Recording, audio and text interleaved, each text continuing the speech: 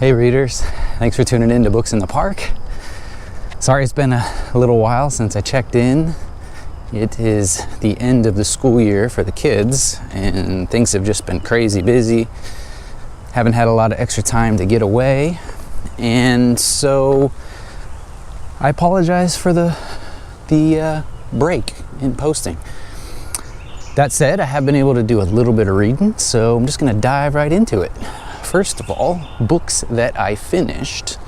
I finished the third book in the Thrawn Ascendancy trilogy that I mentioned last time. It was a fantastic conclusion to a great trilogy, and one more book in sort of the Thrawn saga that I just absolutely loved, helped create more and more depth for a character that I think is fantastic, for I think something that represents an opportunity for Disney to make films in the future or shows in the future, and also kind of at the same time worries me about sort of the way that they may or may not use that character in upcoming shows and films, because he's such a nuanced character, such a complex character, not a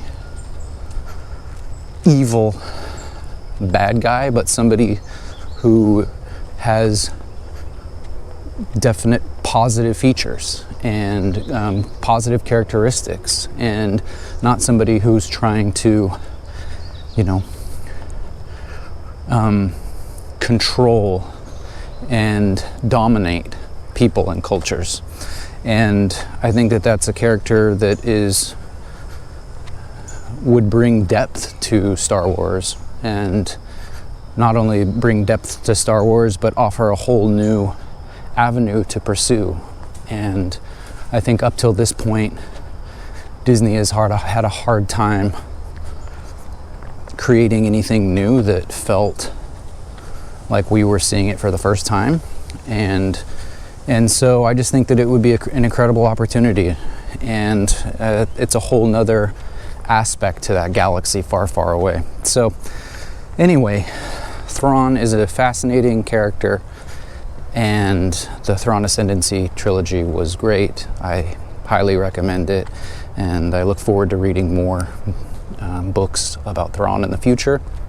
If you have any questions for me about it, let me know, because there are quite a few Thrawn books, and I'm not sure I really read them in the order. I think I would read them in a different order if I was starting over again. Let's just put it that way. So anyway, let me know your thoughts, questions, comments below on that. Also, I finished Profiles in Courage by JFK, and I've mentioned it a couple of times now, but that was another book in my desire to read more nonfiction this year. I understand the historical importance of it, and I hear it referenced constantly. Wasn't for me. I read it, and I can appreciate the importance of some, situations in history where people have demonstrated courage in the Senate, because that's really what it is. It's pretty dry, pretty archaic. I think that several of the profiles were, I don't know if they were courageous. Was it courageous to do something that is, I don't know. I guess it's questionable to me if they were all necessarily courageous acts.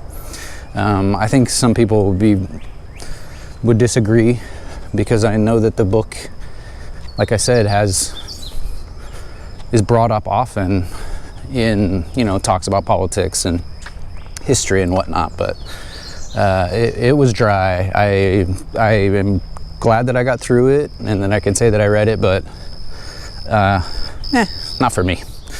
So maybe you could let me know your opinion down below. Maybe I'm totally missing it, but it is what it is. Now, as far as books that I'm reading, I am still reading Coraline with my daughter, chapter a night kind of a thing. I'm enjoying it so far. It is different, very different than the movie, so it offers something new. I like Neil Gaiman's writing style. I think it was Neil Gaiman. I listened to a book a few years ago on Norse mythology. I believe that was him. Could be wrong. And I enjoyed that also, and a little bit different topic, but nonetheless, enjoying Coraline so far. Look forward to finishing it, hopefully in the next week. And listening to In Cold Blood by Truman Capote. I've got mixed feelings on that one so far. I really enjoyed the first portion of it I'll just say it's a true crime novel. I think it was the first sort of popularized true crime book, or maybe most popular true crime book. So there's a lot of investigative reporting sort of writing. And the first portion is about the family that was murdered. And I'm now in the portion that's kind of giving the backstories on the murderers. I really enjoyed how it started. I'm not as into what I'm reading now, but because of how much I enjoyed it in the beginning, I'm really trying to get through it and to finish it and to give it a fair shot. So I'll let you know how that goes, but I'm about halfway done with that one so far. And then I'm also reading, after the nonfiction interlude, I had to go back to some science fiction. So I'm reading Children of Time, and it's incredible so far. I'm loving it. I'm also about 50% done on that one, and I'll get more into it when I finish it. But it has some sort of stereotypical, tropes. The Earth has died or dying, and humans are expanding out into the universe. But some really interesting sort of like themes about evolution and the power of science, and I think godliness and creation, and just some really interesting stuff going on. I've been enjoying it profoundly so far, so I look forward to finishing that. Things are so busy right now. We got birthdays and the end of school and everything. So I'm not sure if I'll get it done this week, but enjoying it so far. So that's what's going on with me and reading. What are you reading? What's going on with you? Let me know down below. I'd appreciate it if you like and subscribe. I'll see you next week.